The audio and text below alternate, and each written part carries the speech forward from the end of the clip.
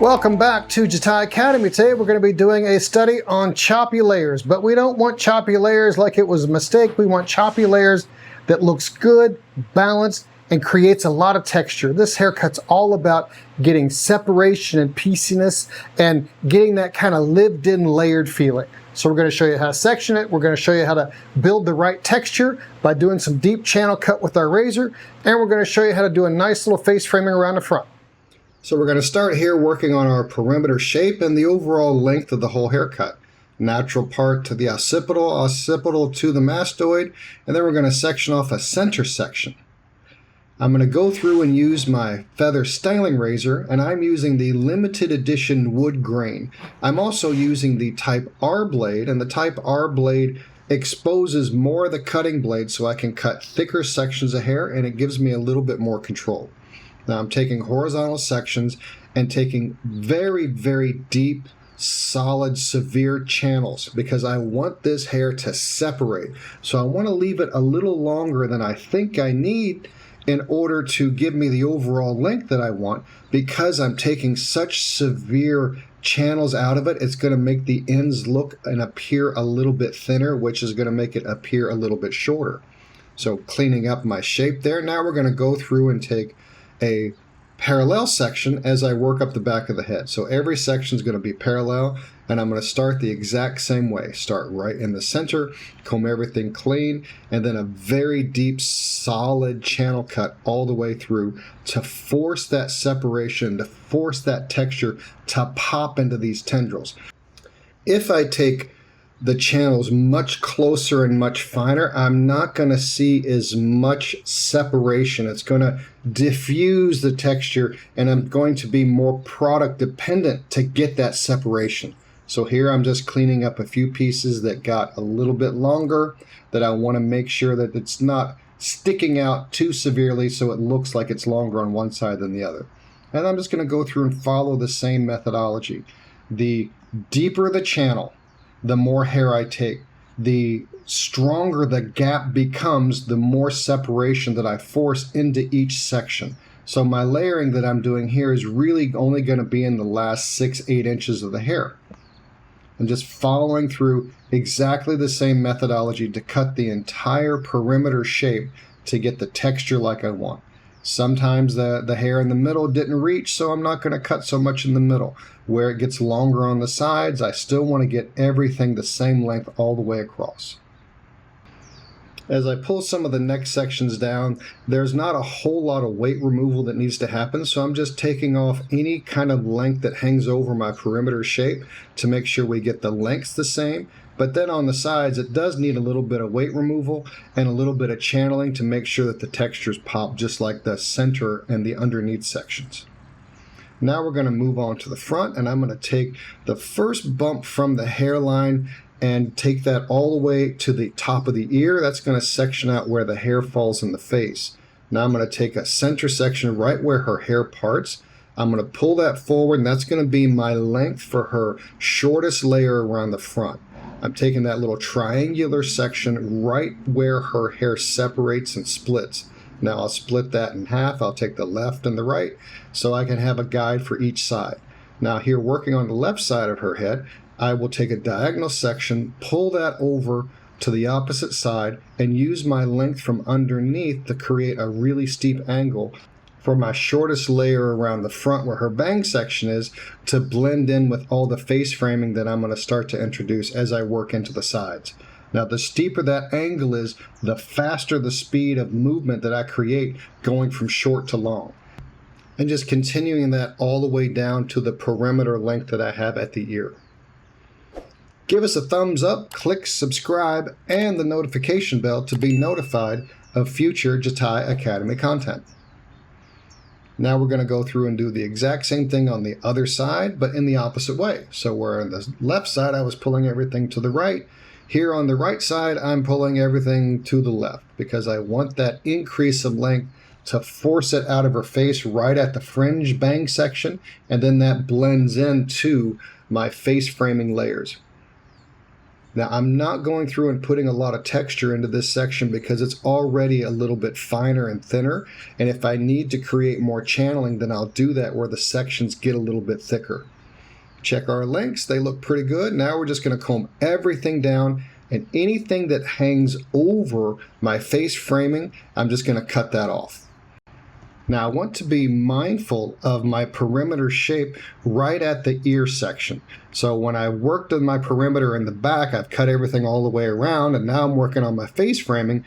I want to make sure I don't cut that perimeter length right at the top of the ear. If I cut that, that shifts the weight behind the ear and it no longer hangs full around the front. So still taking a long razor stroke to make sure that I have a nice soft texture to it. If the hair gets thicker, then we'll go through and channel it and make that a little bit lighter and thinner. Now let's go through and work on some layering in the back of the head, and this is really what's going to make the haircut pop. Taking a triangular section right in the crown, hold the first section up, find out where I want my layering to start, and then just like I did underneath, I'm going to go through and take some really deep, severe channels to force that hair to separate when it falls. And because I'm holding it straight up in the air, that's going to add layering to it as well, and airiness and softness. So that deep channel will give me a little bit of weight so when it falls, it pops. Now here where the razoring stopped on the previous section is going to be the beginning of the razoring for the next section that I cut. And I'm still going to follow the same methodology I was doing before. We'll separate the right half of the back from the left half of the back, hold that straight up using my guide from underneath to start the razoring, and still continuing that really severe, deep razor channel. Just keep holding everything straight up, section by section by section, letting any kind of shorter hair underneath fall out. And there we see my guide from underneath, and I'll start the razoring as I go forward. Checking our razoring on the left side, seeing how it looks before we move on to the right. Now we're going to follow through with the exact same thing we did on the left side, we're going to do on the right side. Where the razoring stopped from my previous section is where the razoring is going to start for the next section. So I don't have to be real precise with this sort of layering, because not only am I elevating it to the maximum elevation that I can get, which is going to remove the most weight, but because I'm using a razor and I'm going for a choppier look with this really deep kind of choppy channel cutting, it's going to blend smoothly throughout. And you're not going to see any kind of real hardcore lumps. It's going to have a smooth gradation in my layering, but because I got that deep channel, it's going to pop out and be a choppy type of layering. Follow us on your favorite social media at Jatai Feather. Check our layering, see how it looks, and I think it looks pretty good. I am going to remove a little bit more weight right through the center. I pulled everything up and I pulled everything down, so I got a little bit of weight build up right in the middle part of the entire back of the head. So I'm going to take a little bit more weight out through there, and I'm going to go through and continue on with the same sort of deep, severe channeling that I was doing underneath, just to make sure that we can get those layers to pop and separate like we want. And I want to be mindful of how I'm applying this channeling technique. Where the hair is thicker, I'm going to take a little bit more. Where it's thinner, I'm obviously going to take a little less, because I want the weight distribution of her hair to be as consistent as possible. So now we're going to move on to the top of the head, and I'm going to take a parallel parting right to her natural part. I'm going to pull the hair up in the crown as my guide, and then I'm going to go through and channel it just like I was doing in the back on the side of the head to make sure that all the layering from the back blends into my face framing layering around the front.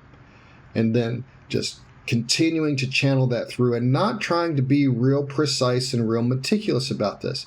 This haircut demands a looseness, a fastness of the razor application, and I can't be real precise.